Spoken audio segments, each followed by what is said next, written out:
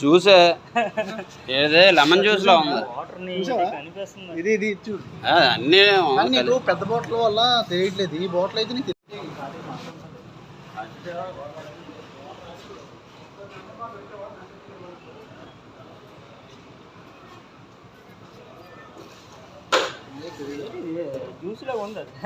జ్యూసే ఏదే lemon juice లో ఉంది. అన్ని పెద్ద బాటిల్ వల్ల తెలియట్లేదు. ఈ బాటిల్ అయితే నీకు